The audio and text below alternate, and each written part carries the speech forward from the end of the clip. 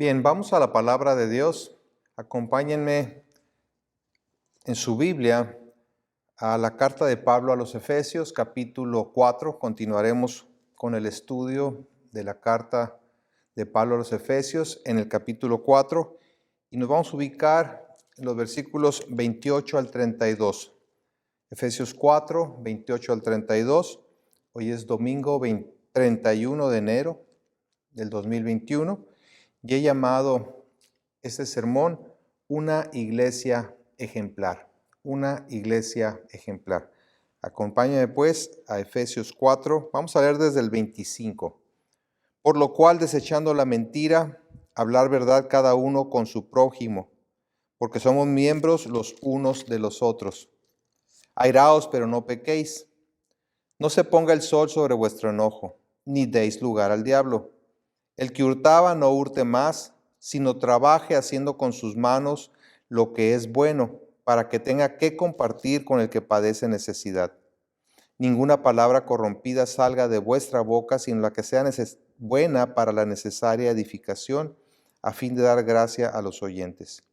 Y no contristéis al Espíritu Santo de Dios, con el cual fuisteis sellados para el día de la redención. Quítense de vosotros toda amargura, enojo, ira, gritería y maledicencia y toda malicia. Antes sed benignos unos con otros, misericordiosos, perdonándoos unos a otros, como Dios también os perdonó a vosotros en Cristo.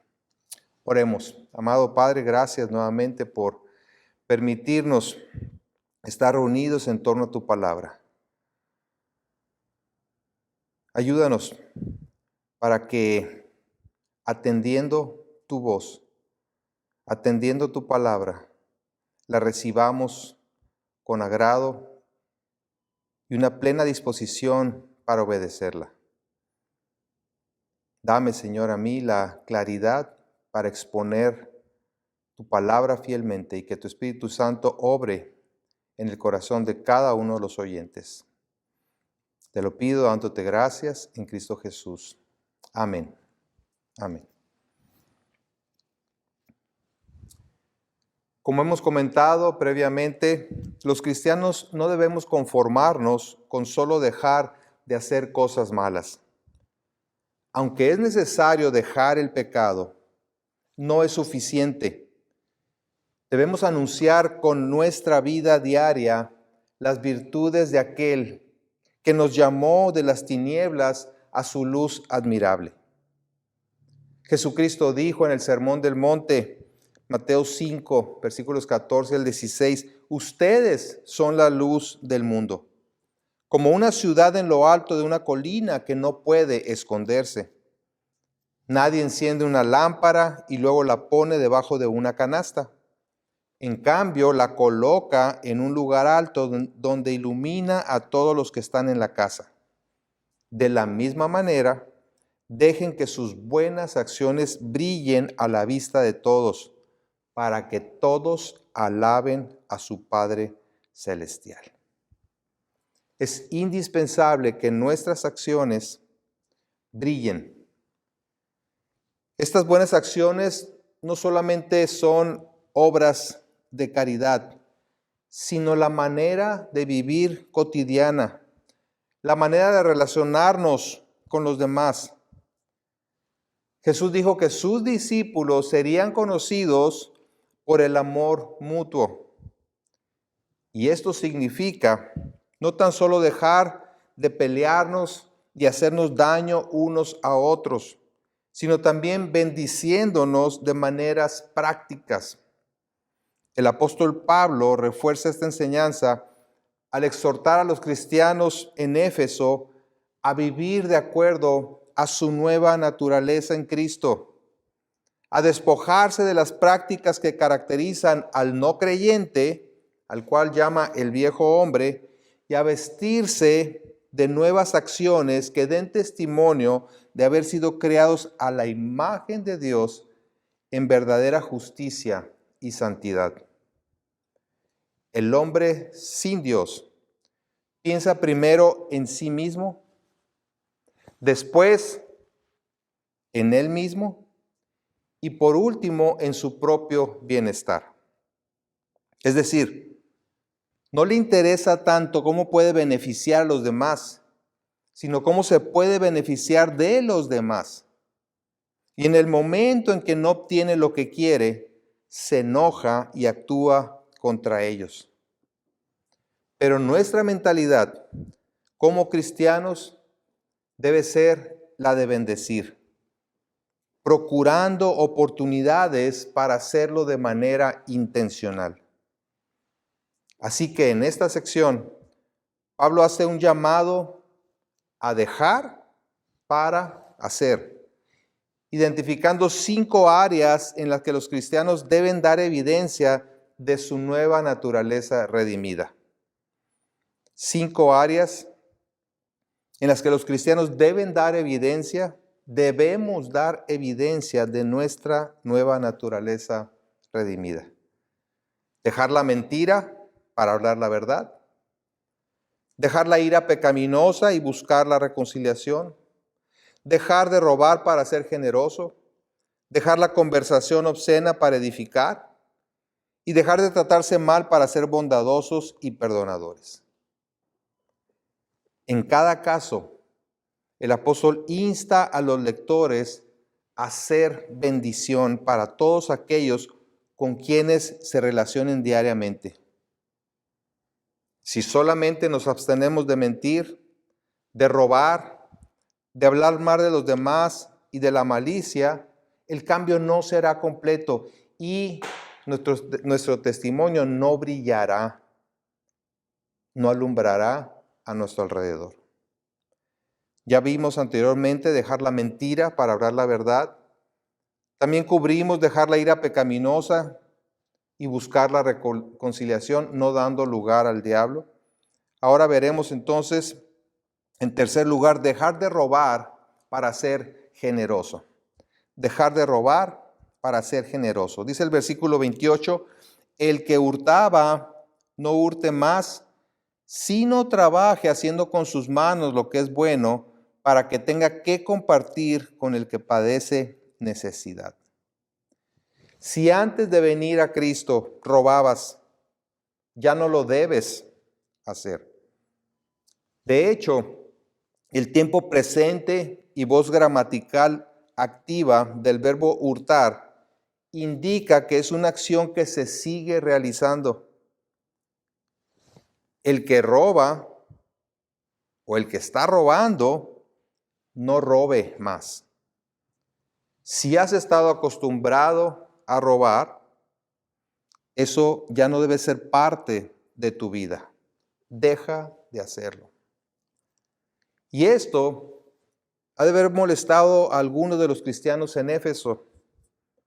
Tal vez pensaron, pero Pablo, ¿cómo te atreves a sugerir que entre nosotros hay quienes roben? Existen prácticas antiguas, aún en los cristianos,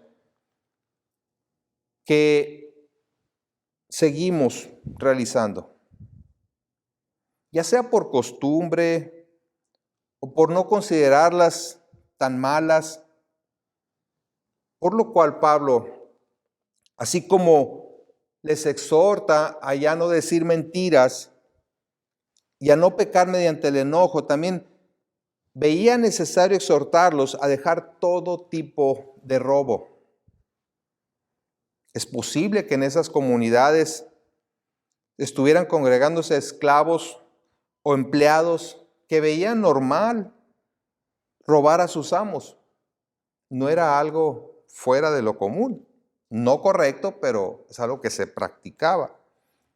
Ahora que habían venido a la fe en Jesucristo, debían dejar esas prácticas mediante la renovación de su corazón y de su mente.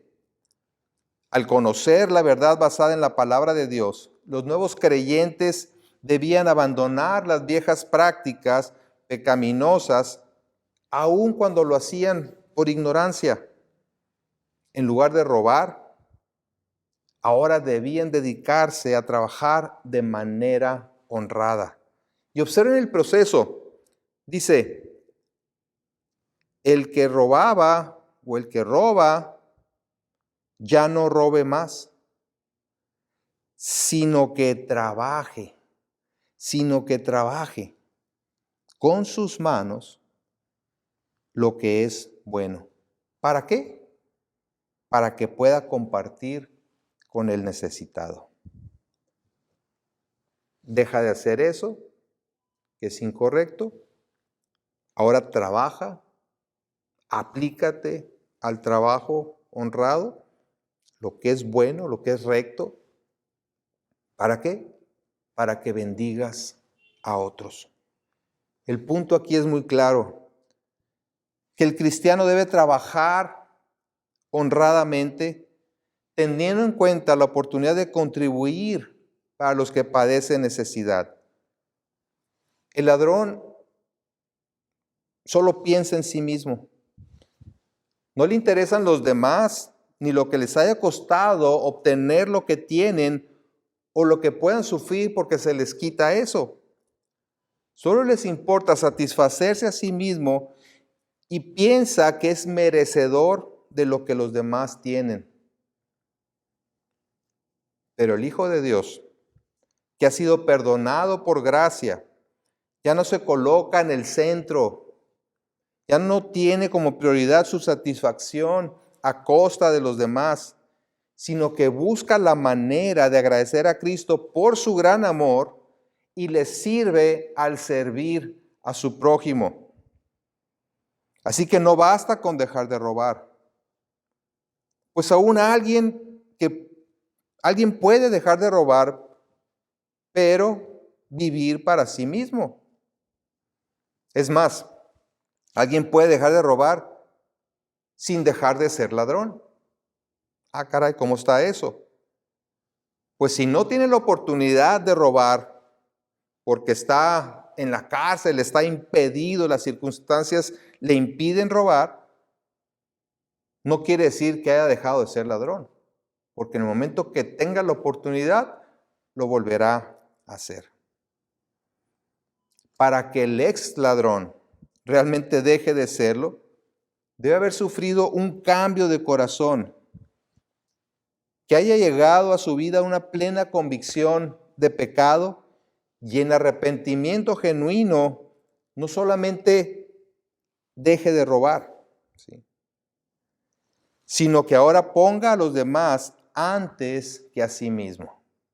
Es un cambio de mentalidad. El cristiano, por supuesto, que sabe que robar es pecado y se aleja de esa acción y actitud. Aborrece lo que hacía antes, ya sea que literalmente robaba cosas a otros o dejaba de cumplir con sus obligaciones, tales como pagar los impuestos y las deudas. Hay diferentes formas de robar. La clásica, que es quitándole algo que le pertenece a otra persona, pero también desperdiciando el tiempo de trabajo por el cual recibes un pago, o dañando propiedad ajena, mintiendo en las declaraciones de impuestos y así muchas más. Pero en un genuino arrepentimiento, el cristiano ha determinado en su corazón ya no robar más, confiando plenamente en la provisión de Dios mediante un trabajo honrado.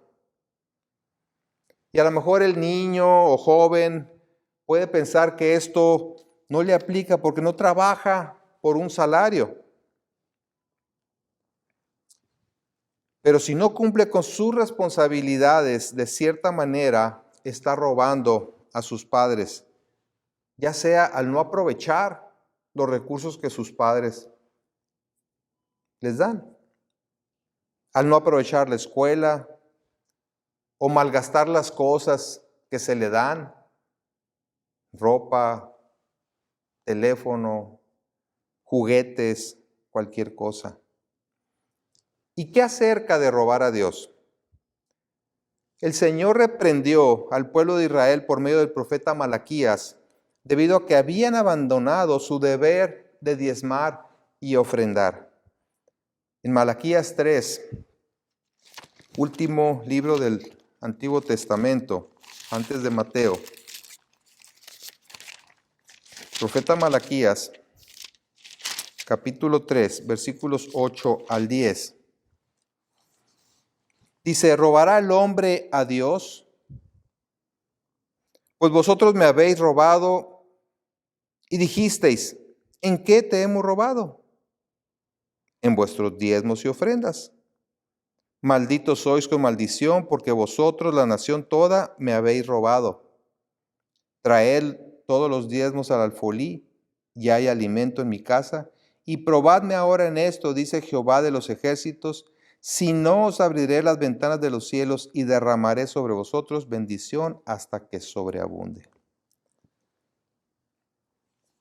Dado que en la actualidad no vivimos en una teocracia, no estamos sujetos a los diezmos, a los tributos que daban los israelitas.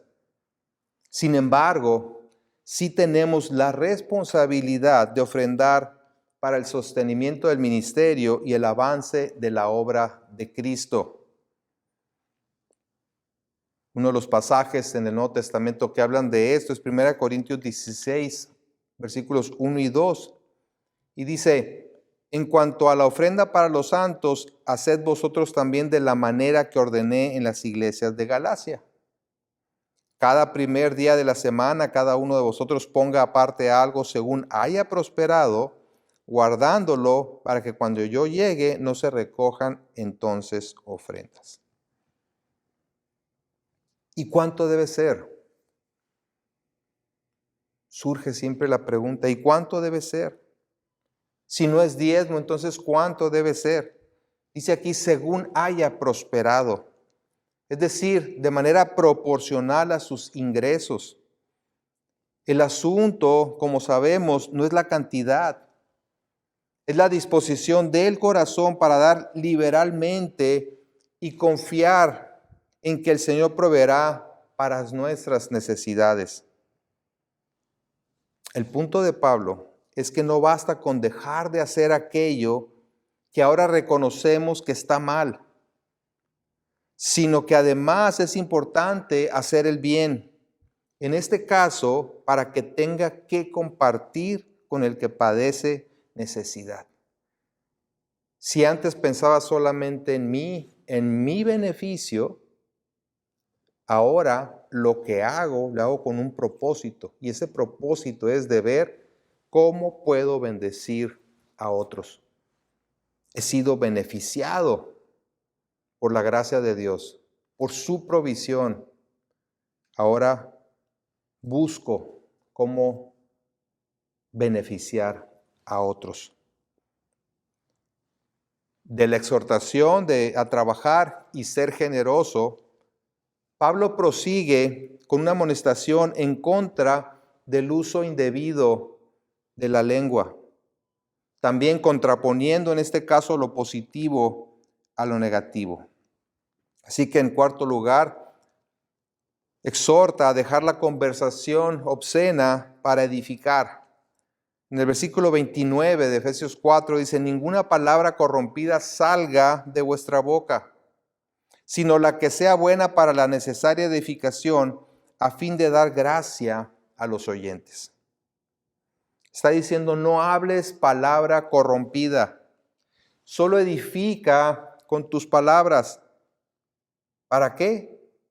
A fin de dar gracia a los oyentes. Y palabra corrompida se traduce de sapros, no sapos y culebras, pero se parece a ser algo así. Una palabra que se utiliza para hablar de árboles, frutas y alimentos en descomposición que están podridos y pueden causar daño a la salud. En Lucas 6:43 el Señor Jesús dijo, no es buen árbol el que da malos frutos. Malos es la misma palabra corrompida, que se traduce corrompida ahí en Efesios 4:29. No es buen árbol el que da malos frutos, ni árbol malo, otra vez la misma palabra, el que da buen fruto. O sea, un buen árbol no puede dar un fruto podrido. Y un buen fruto no surge de un árbol podrido. Entonces se refiere a malas palabras, palabras podridas. No solamente se trata de groserías, sino a palabras hirientes, calumnias, obscenidades, mensajes de doble sentido, y sugiere algún daño o algún tipo de daño hacia quien escucha. Alguien dijo, lanzar contra otra persona palabras podridas, hirientes, rebajadoras. Y cuando Pablo dice, ninguna palabra corrompida salga de vuestra boca. Ninguna quiere decir cero. Ni una sola. Nada. ¿Cuántas veces nosotros justificamos la manera en la que nos expresamos o aún malas palabras que expresamos diciendo, ay, al cabo que es muy poquito? Y nos comparamos con otras personas y nos creemos verdaderamente santos porque no es nada a como se acostumbra. Y recuerden que Pablo está hablando a la iglesia, exhortándolos a dejar las prácticas pecaminosas y sustituirlas por una manera piadosa de relacionarse con los demás. Los creyentes de Éfeso vivían en un ambiente impuro, donde la conversación soez seguramente era el pan de cada día. O sea, nada diferente a nuestro mundo actual. El cambio del ambiente grosero, hostil, amenazador, al más tranquilo y sano de la comunión cristiana, debe haber significado para ellos, para los creyentes ahí en Éfeso, una revolución, un cambio muy, muy radical. Y a lo mejor hasta les costaba trabajo acostumbrarse a esta nueva vida. De la misma manera, muchos de nosotros venimos de vivir en un ambiente plagado de malas palabras y de una manera no muy edificante de hablar, habiendo inclusive participado en esas prácticas. Otros, aun cuando ya son cristianos, continúan siendo expuestos a esas maneras perversas de hablar, ya sea en el trabajo, en la escuela o aún en el ambiente familiar cuando éste no es cristiano. ¿Qué se requiere hacer? Como en todos los casos, Pablo presenta una sustitución. No solamente dice el no hagas esto, sino la contraparte, sino la que sea buena. O sea, no hables palabras corrompidas, sino la que sea buena para la necesaria edificación a fin de dar gracia a los oyentes. En lugar de hablar para dañar o destruir como el mundo lo hace, debemos utilizar el habla para edificación, para ayudar a la gente a crecer obviamente en santidad, teniendo como objetivo brindar gracia a los oyentes. Es decir, que por medio de nuestras palabras y la manera de expresarnos de los demás, transmitamos bendición. Esto implica, por supuesto, que nuestras palabras proceden de un corazón que reconoce que ha sido beneficiario de la gracia de Dios. Damos de gracia lo que recibimos de gracia. Y no se trata solamente entonces de decir la verdad, sino de la manera en la que la decimos. No solamente decimos las cosas correctas, sino también tiene que ver con la manera en la que las decimos. Debemos pensar antes de decir cualquier cosa y considerar si lo que vamos a decir contribuye o no a la edificación, así como la motivación de nuestro corazón para decirlo. Es común, ¿verdad? Decir, bueno, es que lo digo solo porque ya no aguanto y tengo que sacar esto que traigo dentro de mí. O se lo digo porque se lo merece. Proverbios 25:11 dice, manzana de oro con figuras de plata es la palabra dicha como conviene. Debemos aún decir las cosas como conviene. John Stott dice, si somos verdaderamente una nueva creación de Dios, fíjense las palabras que usa, si somos verdaderamente una nueva creación de Dios, debemos desarrollar nuevos niveles de conversación. En lugar de herir a la gente con nuestras palabras, desearemos ayudar, alentar, alegrar, consolar, estimular. Esas son las palabras de edificación. Proverbios 24:26 dice, besados serán los labios del que responde palabras rectas. El objetivo de una comunicación piadosa es contribuir a la construcción de relaciones armónicas que den evidencia del Evangelio. La manera de hablarnos y referirnos unos a otros debe ser constructiva, de ayuda, confortadora, alentadora, restauradora. Y esta manera de hablarnos se resume muy bien en Colosenses 3:16. En Colosenses 3:16 dice, la palabra de Cristo more en abundancia en vosotros, enseñándoos y exhortándoos unos a otros en toda sabiduría, cantando con gracia en vuestros corazones al Señor con salmos e himnos y cánticos espirituales. En lugar de palabras corrompidas, nuestras relaciones deben estar saturadas por la palabra de Cristo.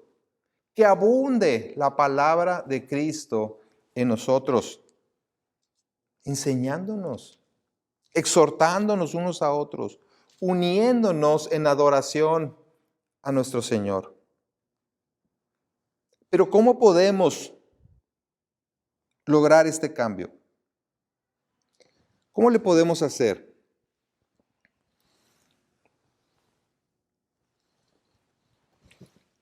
Se me ocurren 4 cosas.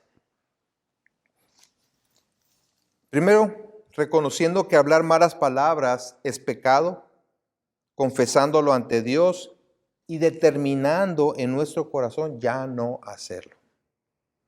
Segundo lugar, llenando la mente y el corazón con la palabra de Dios. Que abunde la palabra de Dios en nosotros. En tercer lugar, pensando en los demás como iguales a nosotros, con la misma necesidad de la misericordia y la gracia del Señor, que no somos superiores. En cuarto lugar, y más importante, no querer contristar al Espíritu Santo. Pablo dice en el versículo 30, ahí de Efesios 4, y no contristéis al Espíritu Santo de Dios, con el cual fuisteis sellados para el día de la redención. Cuando no nos despojamos del viejo hombre y continuamos viviendo en la carne, no solo afectamos al cuerpo de Cristo y damos oportunidad al diablo de hacer de las suyas, sino que también entristecemos al Espíritu Santo que vive en nosotros los creyentes. Particularmente cuando los cristianos hablamos mal de nuestros hermanos o los agredimos verbalmente, el Espíritu Santo se entristece. En realidad, cualquier cosa incompatible con la pureza o la unidad de la iglesia es incompatible con su naturaleza santa y por lo tanto lo entristece. El pecado entristece a Dios. Pero claramente aquí hace alusión de que cuando hablamos mal los unos de los otros, particularmente se entristece el Espíritu Santo. ¿Por qué? Dice que porque en Él fuimos sellados para el día de la redención.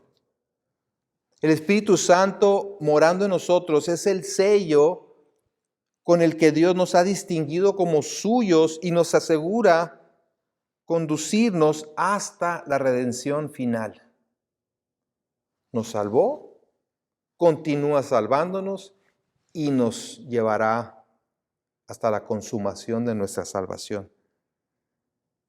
Pablo dijo anteriormente que somos morada de Dios en el Espíritu y por lo tanto no es congruente albergar pecado en nuestra vida ni entre nosotros, entristeciendo así al Espíritu Santo, porque Él es puro y aborrece el pecado. Si nos hemos arrepentido de nuestros pecados y hemos creído en Jesucristo como nuestro único y suficiente Salvador, nuestra salvación ha sido asegurada.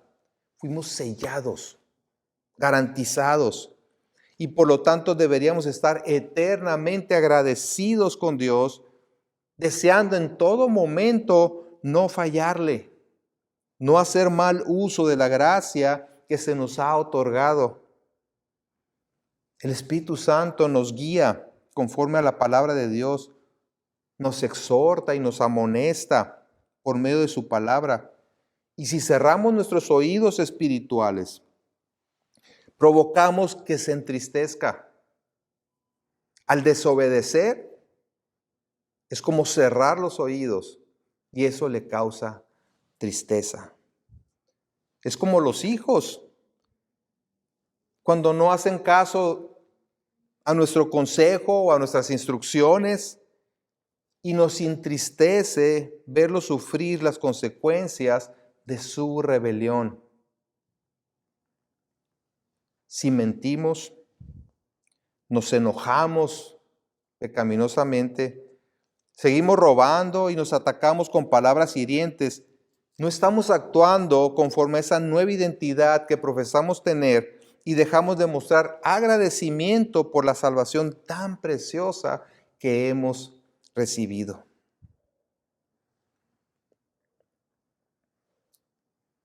Y si por si fuera poco, Pablo agrega a la lista de lo que debemos despojarnos mediante un resumen de los vicios que debemos desarraigar de nuestra vida, así como de las virtudes que harán posible pensar correctamente de los demás.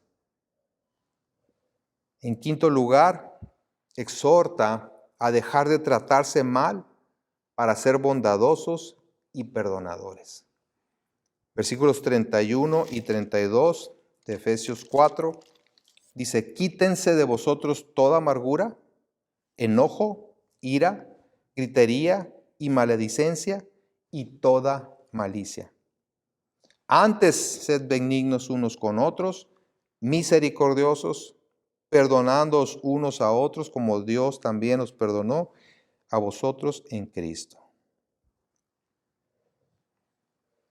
Al igual que las prácticas mencionadas anteriormente, estos cambios en la vida de los creyentes están en el contexto de los unos hacia los otros. Dice, quítense de vosotros, y luego dice, antes sean unos con otros. Pablo está diciendo, déjense de malos tratos, y por el contrario, trátense así como han sido tratados por Dios. Y menciona 6 vicios que deben ser arrancados, los cuales no solo son los cuales son solo representativos de todas aquellas cosas que los cristianos debemos abandonar en nuestras relaciones los unos con los otros. En primer lugar, dice, de lo que debemos quitarnos es la amargura.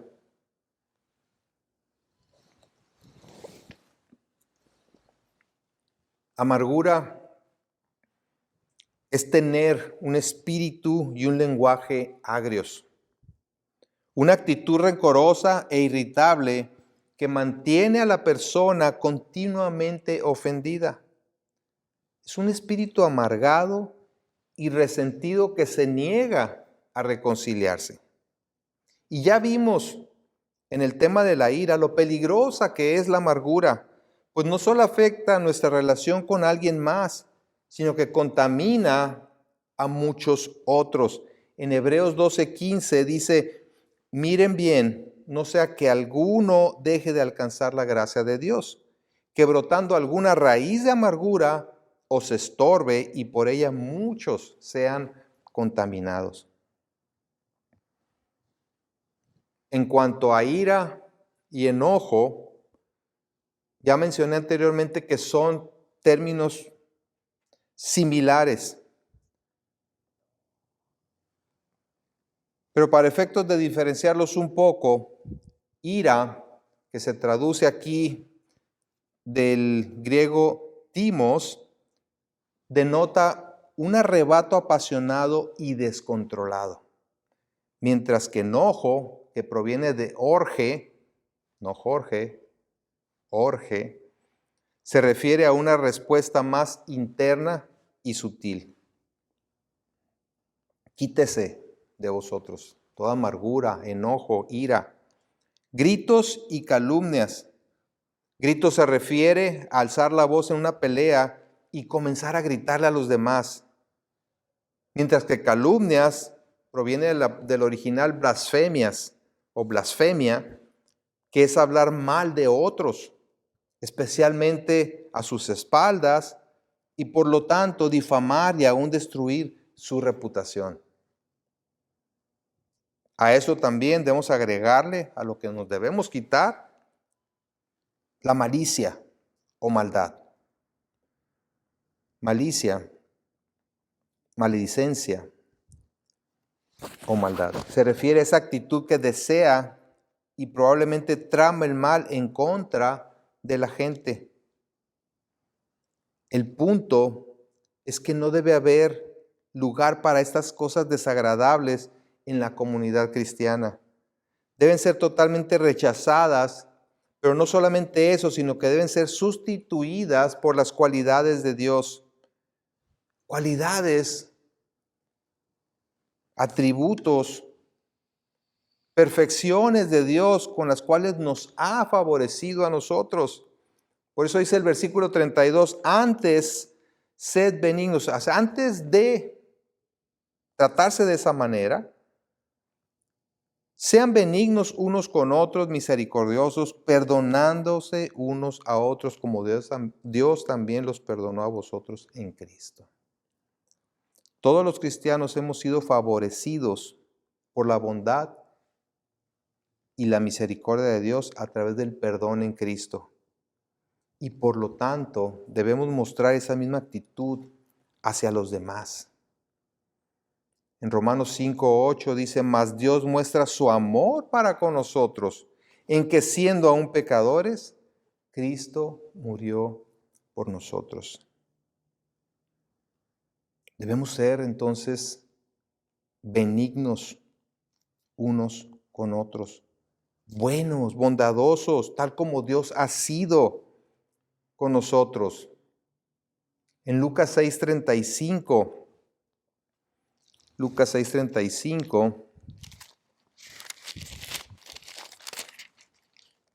el Señor Jesús dijo, y está hablando en el contexto del amor hacia los enemigos.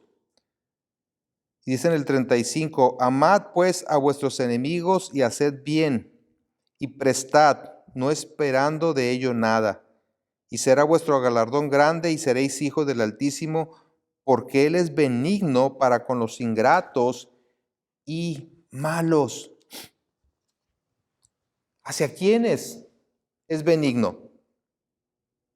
Dice que a los ingratos y los malos.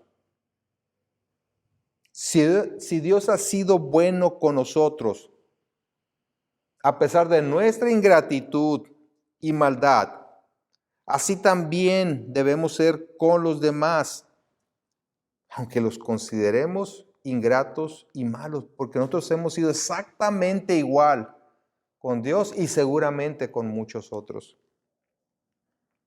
Debemos ser benignos, misericordiosos, es decir, compasivos. Habla de ser movido por la necesidad de otros y no darles porque lo merecen, sino todo lo contrario.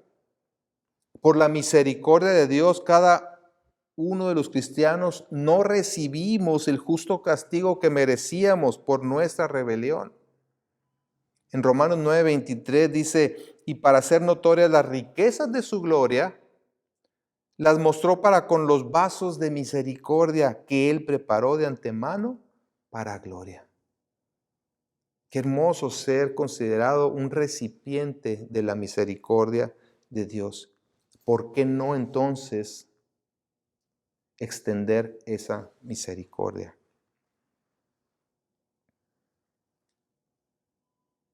Además, debemos ser perdonadores, que se traduce de una palabra que literalmente dice actuando en gracia. Actuando en gracia unos con otros.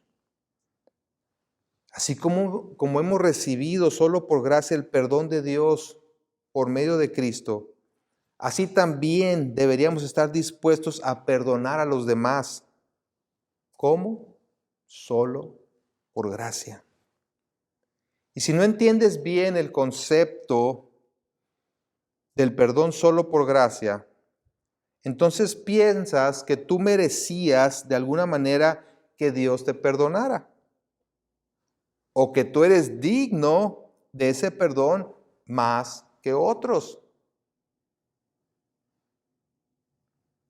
Porque gracia es recibir aquello que no merecemos.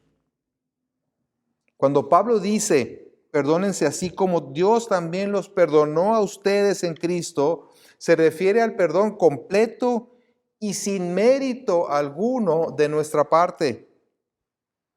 ¿Qué mérito podríamos tener? Nosotros aportamos el pecado, nuestras injusticias, nuestras transgresiones y Cristo, su sangre. Él aportó su vida justa, perfecta, el único capaz de pagar por nuestros pecados. ¿Por qué entonces nos cuesta tanto perdonar si sabemos el alcance del perdón de Dios al entregar a su Hijo amado? Por la dureza de nuestro corazón, por creernos mejores o más dignos que los demás. Si no perdonamos a otros es porque no hemos valorado el perdón recibido, manifestando así un enorme orgullo y además ingratitud. Al final de la oración que conocemos como el Padre Nuestro en Mateo capítulo 6, Mateo 6,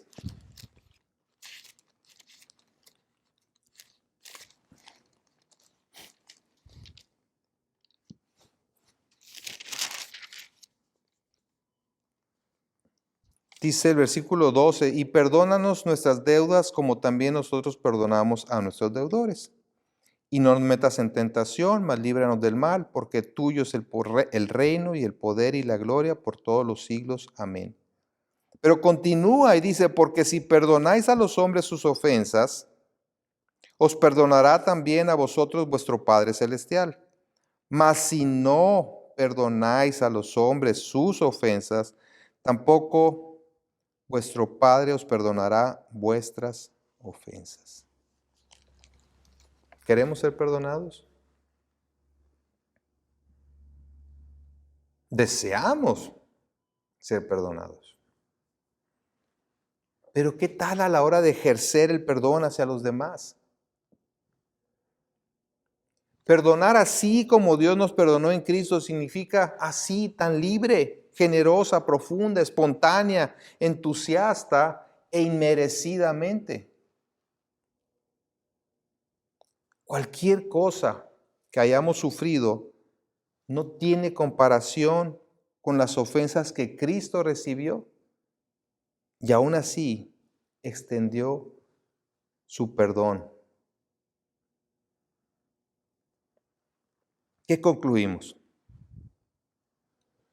Imagínense cómo se vería una iglesia cuyos miembros se estén despojando de todas esas prácticas pecaminosas que Pablo ha mencionado en esta sección. Y que en su lugar estén procurando las virtudes propias de alguien cuyo corazón ha sido cambiado por el poder del Evangelio. Una iglesia donde hablamos verdad porque somos miembros del mismo cuerpo, donde nos reconciliamos rápidamente para no dar lugar al diablo entre nosotros, donde somos generosos con los demás para que nadie padezca necesidad, donde nos bendecimos mutuamente para contribuir a la edificación y donde somos misericordiosos y nos perdonamos unos a otros, así como Dios nos perdonó en Cristo.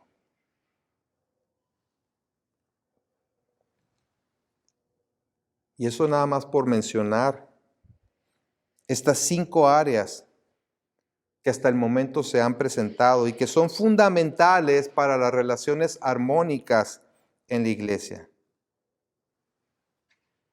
Una iglesia que se distingue por esta forma de amarse los unos a los otros sería una iglesia con un testimonio poderosísimo, fructífera en el evangelismo y en el discipulado, y por sobre todo una iglesia que glorifica a Dios.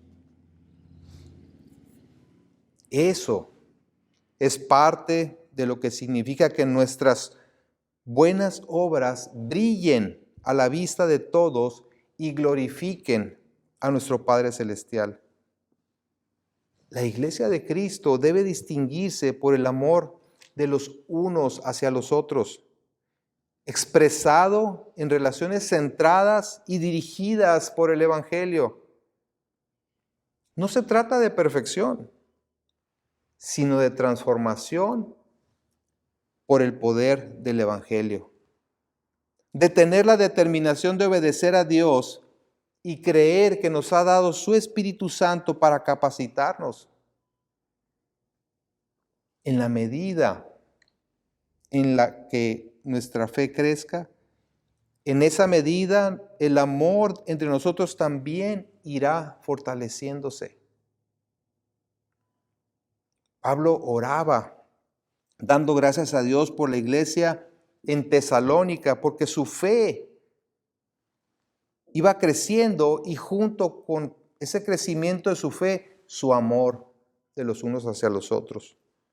En 2 de Tesalonicenses, capítulo 1 y versículo 3, Pablo dice, debemos siempre dar gracias a Dios por vosotros, hermanos, como es digno, por cuanto vuestra fe va creciendo y el amor de todos y cada uno de vosotros abunda para con los demás. Tanto que nosotros mismos nos gloriamos de vosotros en las iglesias de Dios por vuestra paciencia y fe en todas vuestras persecuciones y tribulaciones que soportáis. Es decir, su amor mutuo abundaba conforme su fe iba creciendo. Y el amor creciente era una evidencia de su fe. No pueden ir separadas las dos cosas. Oremos. Oremos para que así sea en nuestro caso, tanto de manera individual como de la iglesia en su conjunto. Termino apropiándome de la oración que Pablo hace con respecto a los tesalonicenses en su primera carta a los tesalonicenses, capítulo 3, versículos 12 y 13.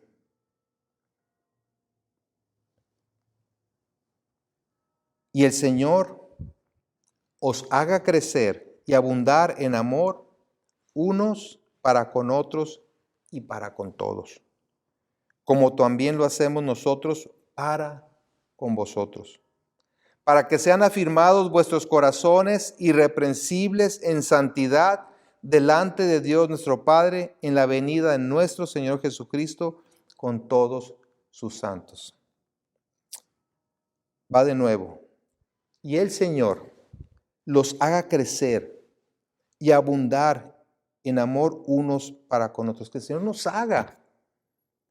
haga crecer y abundar en amor unos para con otros y para con todos, como también lo hacemos nosotros para con ustedes, para que sean afirmados nuestros corazones irreprensibles en santidad delante de Dios nuestro Padre en la venida de nuestro Señor Jesucristo con todos sus santos. Y el pueblo de Dios dijo, amén. Gracias, Señor. Gracias porque una vez más nos recuerdas la obra que tú has hecho en nuestras vidas, que nos has trasladado del reino de las tinieblas al reino de tu luz, para que anunciemos tus virtudes, para que demos a conocer, no solamente de palabras, sino de hecho, el poderoso evangelio de la gracia en Jesucristo. Gracias, Señor. Bendícenos y haz crecer y abundar el amor de los unos para con los otros y para con todos. Para tu gloria y honra, te lo pedimos. Amén. Amén. Dios les bendice, que la gracia y la paz del Señor sea con todos ustedes.